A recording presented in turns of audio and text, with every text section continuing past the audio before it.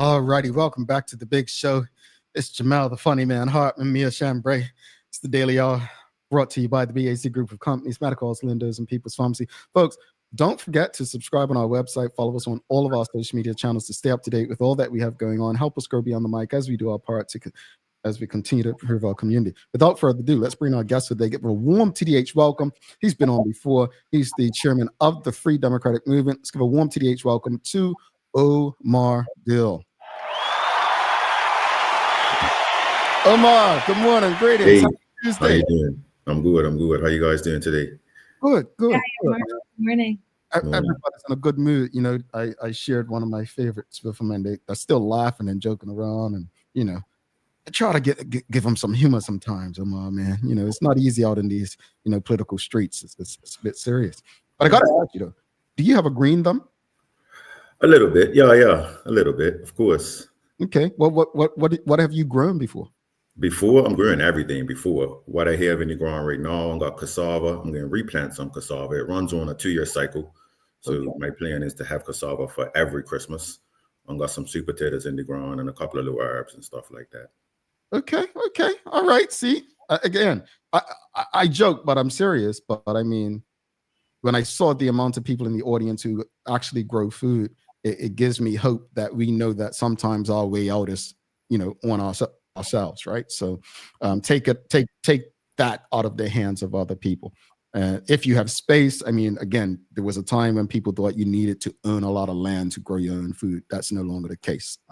You can do stuff in pots and different things. So hopefully that's a response and an answer for the cost of living for so many, if they're able. But switching gears, as you know, we've been talking about, it's been 1 month today since the January election. When we agreed to have you on, didn't even realize that legit came up with that question this morning, 18 to 18.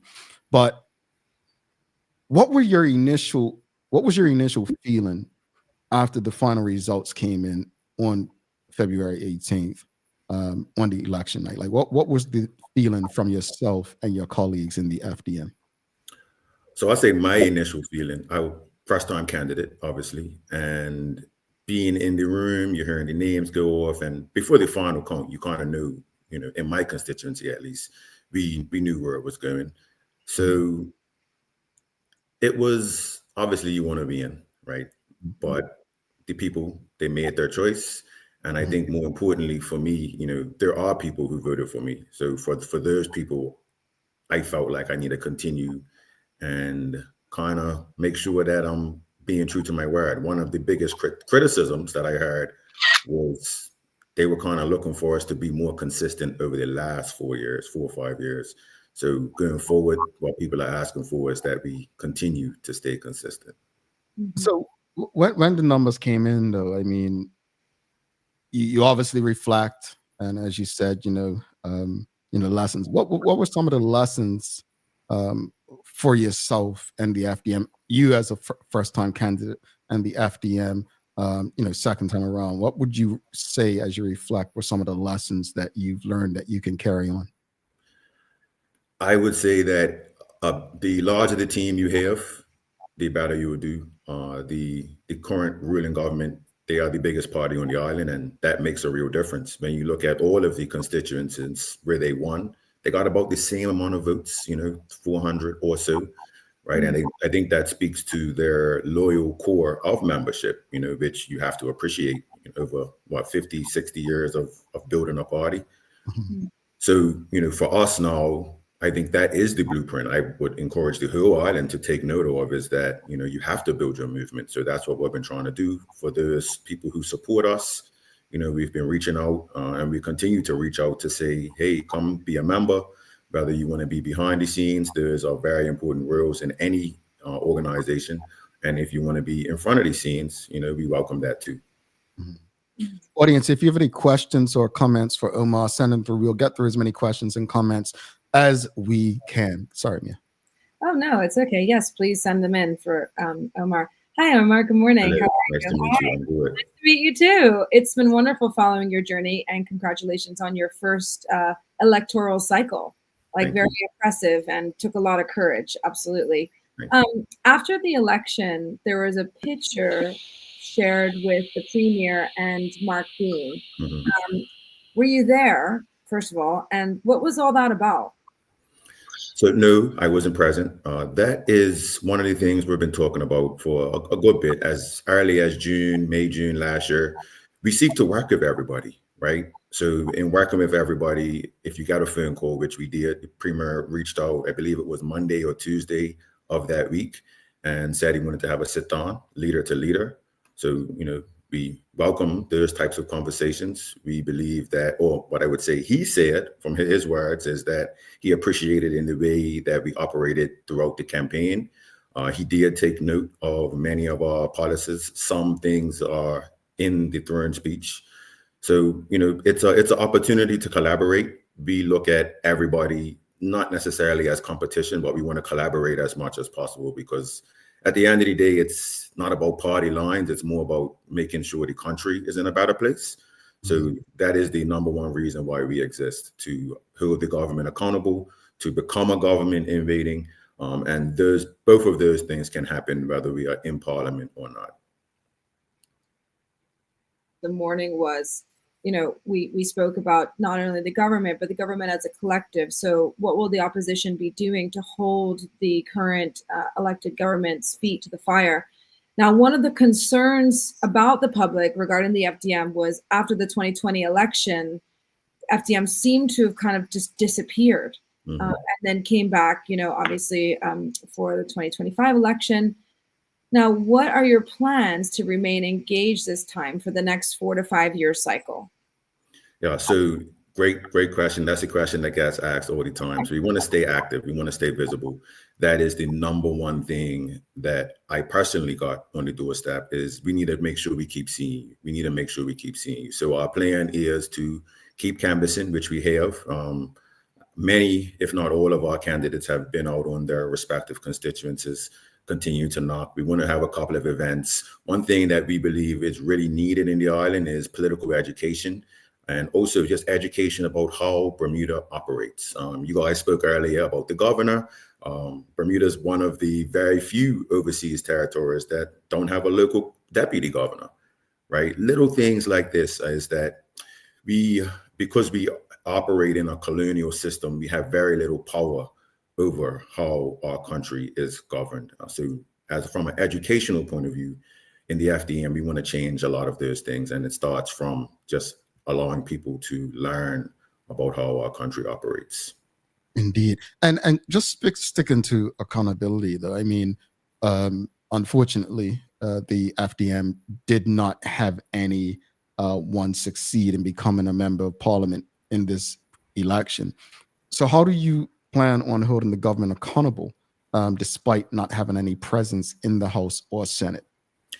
I can say this, I wholeheartedly believe this, is that since, let's say, the last 8-9 months, I believe the FDM has moved the country further than the OBA has moved the country in the last 5 years. And I say that from a point of view of when we say things, people listen, right? Whether that be policy-wise and the government is now changing their narrative, or whether that be organizations who are reaching out directly to us. We had the taxi drivers who reached out to us. We've had fishermen reach out to us. We've had tourism entities reach out to us, right? People understand that if the FDM says it, it's actually listened to. The government takes heed. And I think that's because we are considered, as you said earlier, the only real threat to the PLP. Indeed. We've got some questions from the audience. Charles H. Justice II, he's asking, what are the FDM's thoughts on immigration and emigration, and how should they be addressed? Yeah, very simple. People are leaving for obvious reasons. Bermuda is not an easy place to live in. And cost of living is out of control, crime, education. It's a lot of risks to actually continuing to operate in this way. So to answer your question, the threats to emigration, is to just make Bermuda an easier place to live in. That might mean getting a chicken farm and making sure we can have our own eggs. That might mean victory gardens in every neighborhood. That might mean Tulio Valley, turning that into something that can produce food whether that be for our seniors or just people in general. So Bermuda has a lot of resources, a lot of options. I think currently we depend on external things too much. There's not much self-sufficiency on a large scale. So, and then to your second part of your question, what's my views or what's our views on immigration? The question that I would ask is, well, first I would say, I don't believe that somebody who has first-class citizenship in another country should be granted second-class citizenship in Bermuda. And I will go on to say that, how can I put this? My question to the people as it relates to immigration is, are we okay becoming first-class citizens in our own country? And for anyone who doesn't understand what that means, is that's independence. Bermudians are not citizens of Bermuda. We're subjects of the British Crown. So before we go talking about giving second-class citizenship to somebody who already possesses citizenship in another country, I think we really need to look at how we treat our own people and, where we intend to head as a country. Yeah. You look in that Bermuda passport, it doesn't say Bermudian. British overseas territory citizen. Shamari Sky says, what's the plan to build the base? Is helping Bermudians achieve financial independence one of the FDM's goals? So, and that's another good question. That's one of a thing that came up in our debriefs is, there's things like potlucks that political parties tend to have and town halls, but we're trying to create a little more of a tangible benefit to people. So a couple of candidates have done this and started this process, but that looks like organizing groups of people, whether that be in neighborhoods or nationally, to create maybe buying programs to say, go to Point Mart and say, hey, look, we want to get 100 residents together. Can you offer a discount? Can you offer, I think it's Watson's Farm used to do the grocery bags, right? Where you sign up in advance, it allows the business owner to have a guaranteed, set profit, so to speak. And it creates a bit more of a community environment around a particular business, a particular product. So things like that, we're going to seek to push to remind people that community is how we really get by. The whole individual or independent movement, right? Bermuda didn't get her through independence or through doing things solo. As I mentioned earlier, with the PLP as a party, organization is where we get our real power. That might be organization on a national level. So we are collaborating and going overseas and talking to the people who make Hunt's ketchup to try and get a cheaper rate for Hunt's ketchup. And I'm just using that as an example, but we need to pool our resources. There are a lot of entities like the friendly societies who've done this historically. When we look at our cricket clubs and our community clubs, these buildings, these organizations were built off of community. Cup Match is a great example. Without community, Cup Match wouldn't exist. So we're seeking to replicate a lot of the things that worked for Bermudians in the past. Indeed, I think that's a great way to go. Charles H. Jefferson says, he says, Leader Mark Bean had indicated after the C-36 by-election that the combined opposition should work together. Many were surprised to see FDM candidates in C-36 and C-2, where there were also OBA and independents. I guess, on the back of that, how was the collaboration? Is there any intent to work with independents or maybe the OBA now, or is the intent to focus on building the FDM's base? I'll speak on the independent piece first. I strongly believe that it's in the country's best interest and also the independents' best interest if they seek to align themselves with a party, whether that be FDM, PLP, or OBA. That's the first piece. I would say going forward, again, we're always open to collaboration. Collaboration is meeting with the premier, as Mark did on Friday, or a couple of Fridays ago now, right? So collaboration can look very different, and we take all phone calls. We're open to speaking to all entities. It's really about making the country better, right? So I have an allegiance to Bermuda. I don't have an allegiance to one particular party. Indeed. We have Misha Fabler said Tom Oppenheim is the deputy premier. Governor. Deputy governor.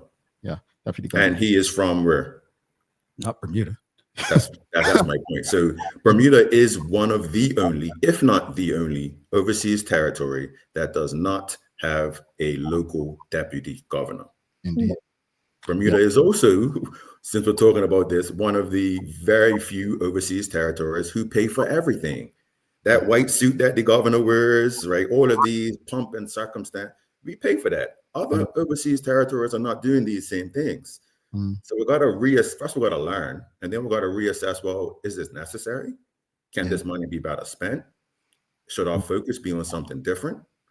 So there's a lot of education that needs to happen first before we really move to making decisions about changes.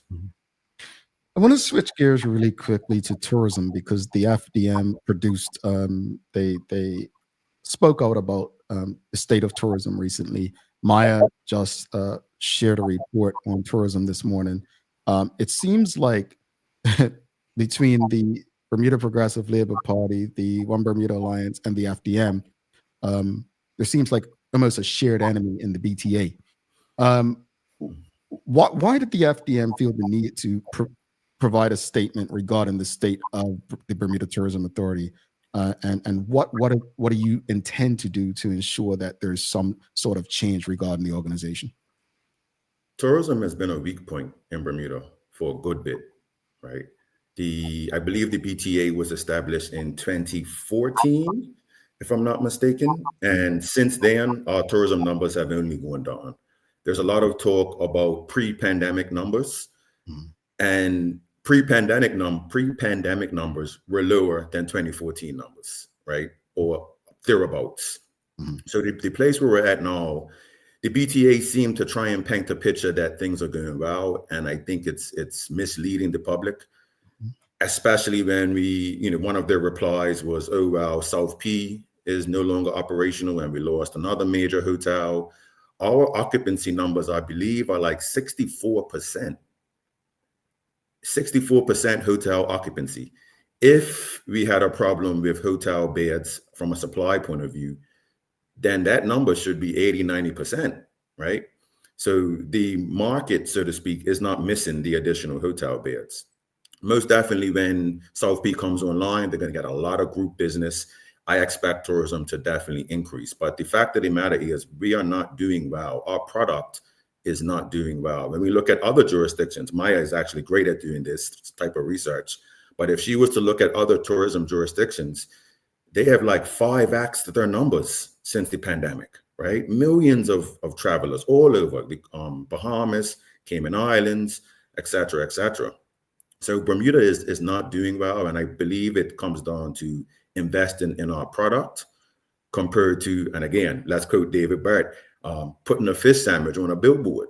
It's a big difference between those two things. Our product is when you walk into the airport in Bermuda and the guy used to play the steel pan, right? That's our product.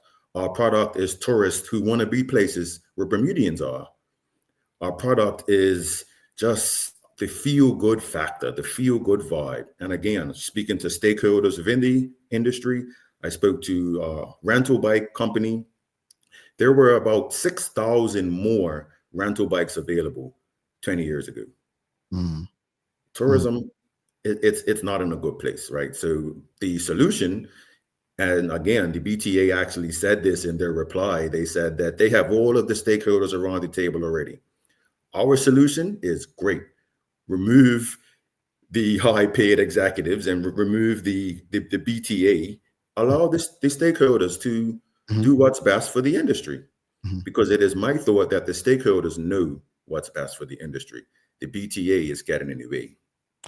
You said something you said a lot. Well, all of it I agree with, having my experience there. But I want to go back to something you said regarding 2019, because again, I think the comparison is, okay, so let's compare pre-pandemic numbers. Now, it's important to remember what Omar just said. The pre-pandemic numbers 2019 was not that great, especially comparing to earlier numbers. But I want to share something I said the other day, because I don't want us to miss this point. And I'm very direct, and sometimes that offends people. And there will people be offended by what I'm about to say and read. But this is a tweet I shared the other day because I feel like there's this narrative being painted, right? And what I said on March 14th on Twitter X is, There's a narrative out there that the BTA was better under white leadership. That's a lie. The organization has always been political, spent recklessly, and delivered poor results, comparatively speaking. A major difference is they used data to confuse people a bit better before, right? And I don't want anyone to sit here and think that the organization was great because they had a white leader in Kevin Dallas. I don't want them to think because they had a non-Bermudian white man in Bill Hembury, it was a better organization. That's not how this works. And that's the biggest lie, I think, that this narrative. And I've seen certain PR people in the media out there trying to paint this picture that this is down to allowing Black people to manage something. No, it's not. Maybe the wrong Black people, but it's not down to Black people can't manage money or an organization at the state that the BTA is in. So I just want to correct that narrative and basically emphasize and amplify what you said, that the organization has always been what it is. And part of that is, the OBA continuously say get government out of it. Well, you can't say get government out of it when the person you appointed as the first chairman, David Dodwell, was someone that the people said they no longer wanted to mess with in 2007 when he was surprisingly at the time beaten by Zandy Silva. So, this is the hypocrisy I'm talking about. So in fixing it, I absolutely love what you're saying, but we can't allow these narratives to be told as if it was great before. Because I see the comments on the Royal Gazette stories, even under you guys thing. Oh, they should have just kept Kevin Dallas, or it should have been that. Nah, he was trash too. The organization has never produced. And as you clearly stated, just look at the numbers. They did a hell of a job making you believe they did great things. Ask me how I know. Yeah, you raised some good points. And just for clarity, Bermuda needs government in tourism, right? We need a Department of Tourism to operate. However, the things that the BTA is spending on, right, it just doesn't make sense. It doesn't translate to what we needed to translate to. And we see this as a problem government-wide. It's almost like not almost, it is, it's a tax and spend. Let's tax you here, and let's spend money. And then we can say, well, we've raised this and we spent more money on that, and the value, the accountability isn't there, right? So that's not just a BTA problem, right? But it's an accountability problem. And from where we see it, when you have a large government, you got to increase taxes. And it's kind of no way around that from this current style of governance. The difference from an FDM point of view is we seek to allow people to spend their own money. So when the Chamber of Commerce comes out and talks about the very real risks with this current Thurn speech, right, we have also echoed those sentiments in our policies. And we believe that we need to allow the business people to do business. The more you seek to control and restrict, you're going to create supply shortages. And we've seen these types of things in countries like Zimbabwe and Venezuela, right? It doesn't end well. It never ends well. And I think the policies are well-intentioned, but misguided. Indeed. We got a few more questions, Omar, in the audience. Just want to say this because I meant to touch on this as well. Nicole Walker said, thank you for mentioning occupancy levels, because I was thinking the same thing and expecting hotels to be at full capacity. Latest numbers are lower than pre-pandemic levels. Occupancy is that's the true numbers people need to be looking at. And I thank you for mentioning it, Nicole, because I want to follow up on that. You can't say we're doing great and the occupancy level is 60-something%. That's just, and people, if you don't understand what occupancy level is basically the percentage of rooms that are taken up at any given time. The other thing is the comparison. I want to touch on that, the comparison in terms of, okay, well, Bermuda's doing so well in tourism. Let's compare that to the Cayman Islands. Let's compare that to Turks and Caicos. Let's compare that to some small town in Iowa as well. That's when you see how well Bermuda's doing or not. Let's go back to the audience. Mark Arthur C. Phillips asking, Mr. Dill, what does the FDM, or does the FDM have a plan to develop a third pillar for the economy? Yes, definitely. So when you say a third pillar, I think overall we need more economic activity. And again, I mentioned what the other side wants to do, and I want to really focus on what we would seek to do. So small things that are easy to accomplish, like lowering duty. Lowering duty will put more money in people's pockets to allow people to enter into businesses. So we do not want to dictate as a government of where that third pillar should be. We've seen in the past where the government might say fintech is going to be the next thing, or we have faith-based tourism, or all of these things that never materialize. And we believe it has to be the country that's dictating it to the government, and the government paving the way, right? Government didn't create international business. Government might have made it easier for international business to start and thrive, right? So from a third pillar point of view, we do have in our policies some things that could be, good examples, but essentially it's just creating an environment where people can take risks. I think what we really need is a ship that goes to the Caribbean, right? That's going to take businesses, investors coming together and creating that, right? I think we need telemedicine in Bermuda. I think there are a lot of different things that I think we need. Offshore fishing. We have 2 or 3 large fishing tournaments. I know there's a tuna ground located just off of Bermuda. I think it's estimated about $300 million worth of tuna per year. Mm-hmm. So these are potentials, but again, it shouldn't be up to the government to tell the people what they need to do. It should be up to government to get out of the way, reduce taxes, make the education system better, ensure infrastructure is working. It's government's jobs to do the basics, to provide housing, for example. Once these basic necessities are met, people will seek to naturally take risks, enter into businesses, and do their own thing, so to speak. Yeah, and I think Nika Shields just asked, it's like, how about a ship to bring fresh produce from the Caribbean to Bermuda directly? See, I think we're on the same page. I think, and this is no disrespect to you, Omar, but I think what you're basically saying is not rocket science, right? It's not. It's really not. It's really not. And from a policy point of view, I encourage everybody, FDMBDA.com, have a read through our policies. And this is transparency to say the PLP has a read, the OBA has a read. We want everybody to have a read, because for me, it's not ego-based. I don't have to do these things. The FDM does not have to do these things. But we've laid out these policies so simply that any politician can go on right now, draft a bill, and get a easy win for their particular party. You know what's interesting about what you just said? Mia, was like 3 weeks ago. We must ask the question about what policies of the FDM and OBA and independence would you like to see the PLP implement? And it was a very quiet show in it. We learned that a lot of people were not reading the platforms or policies or ideas. And it's sad, because it just proved that so many of our decisions are made on emotion, right? When you understand that, how do you approach that, like as a political entity? That's the FDM's fault. That's the FDM's fault. I would say David Bart in particular does a great job at repeating his talking points. I think it was on your show a couple of weeks ago where you mentioned that, like, every time he has an interview, you hit the 7 key points, over and over, and everybody remembers them, whether they're true, whether they're false, whether they're important, it doesn't matter. So we need to do a better job from an FDM point of view in repeating our talking points, in hammering home our policies, right?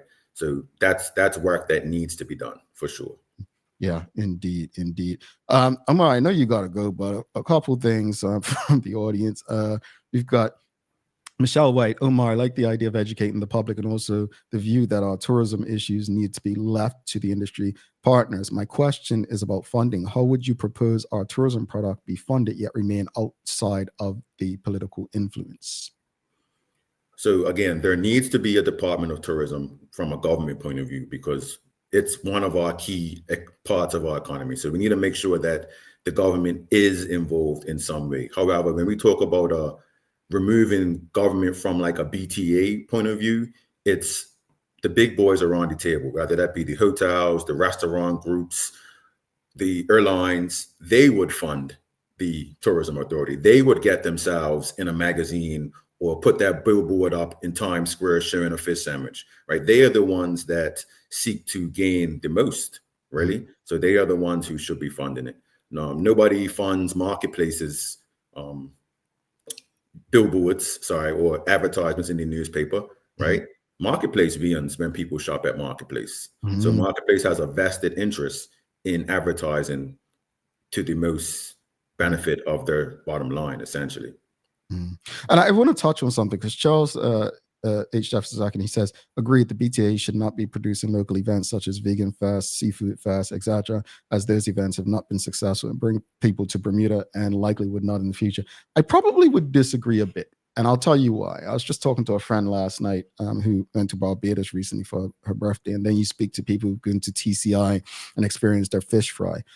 I don't think people are necessarily going for the fish fry and different things, but it's great to have them should people be there and there's nothing to do. Now, again, I agree that the BTA shouldn't be the ones. The BTA is the marketing organization. Your job is to, create a space that allows people to. It should be a sales organization, in my opinion, like driving sales, because you can tie that a bit more. And I like the piece where we're not paying to market other people.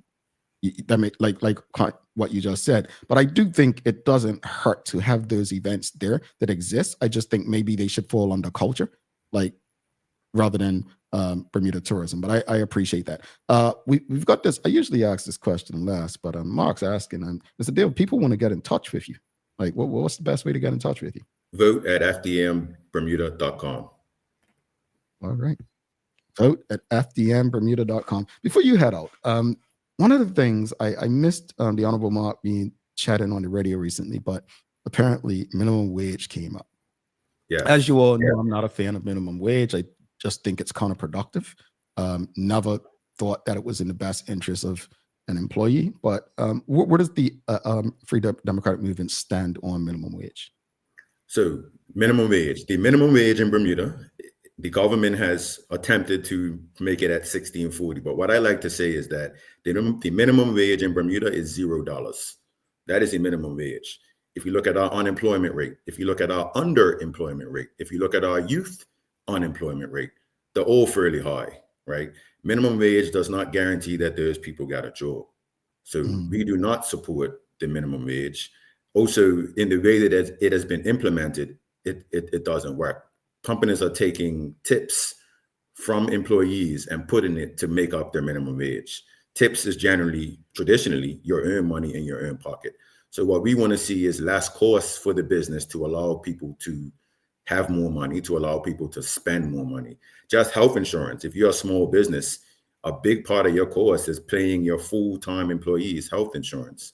So what we see a lot in the job market is a lot of unofficial employees, a lot of part-time, full-time, or part-time contract, or all these little loopholes that business owners are now exploiting to avoid paying health insurance, to avoid paying quote unquote minimum wage, or business owners are laying off people. I believe it was Mauricio Thomas. He had an interview and he was saying that before minimum wage came into effect, his businesses started practicing it.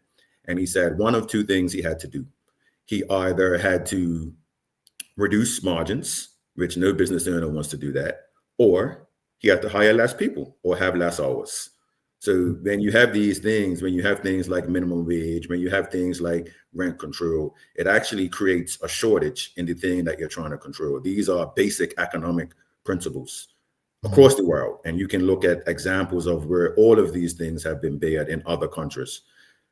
I don't understand why we would seek to do or follow in a trajectory that hasn't served other countries well.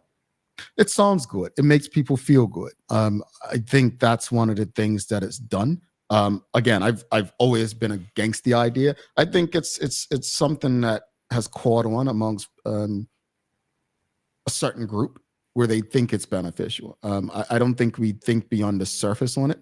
And I think it all comes down to also where we do our research as well, right?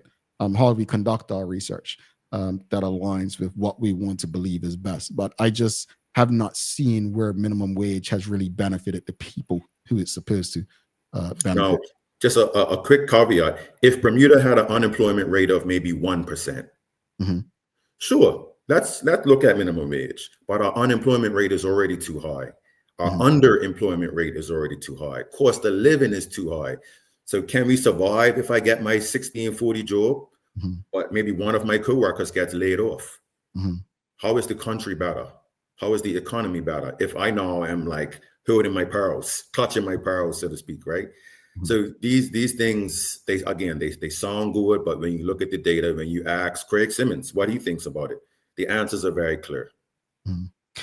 Great segue, because I was literally just going to say I'd love to have the FDM back around budget time, but also we've got Craig Simmons coming on tomorrow, which will cover a lot of this as well. So interesting, because yeah, you read the mind, but I trust me, I gave Omar no script, folks. Trust me, he has not one. That's it. What would you say? I mean, look, again, Mia asked earlier, said, it seemed like the FDM wasn't around after the 2020 election. What would you say to people before you head out today in terms of like holding you accountable, the FDM, as a political entity, although you don't necessarily have an appointed senator or an elected MP? What would you say to the people as far as holding you accountable into the fire?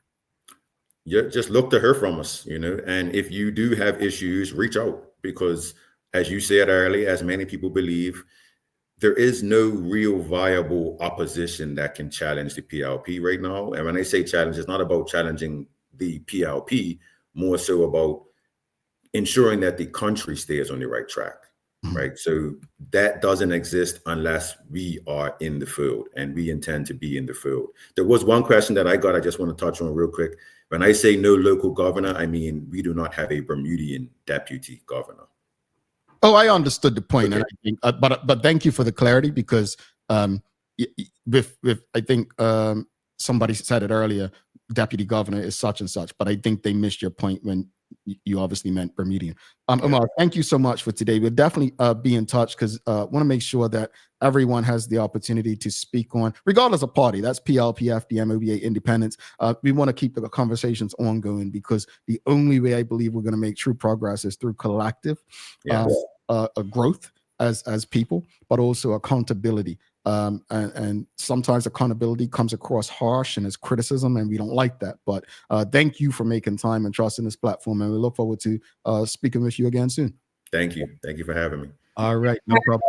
Omar Dill, folks, if you appreciated the conversation this morning, whether you're on Facebook, LinkedIn, YouTube, Twitter, or Instagram, please give us a thumbs up, a love, a like. Make sure you share the conversation with your friends, your family, your colleagues. We're going to take a quick break. We'll be back in about 1 minute, 55 seconds, and we'll have a daily play for you. It's a remember when. We don't have to go too far back. Stick with us.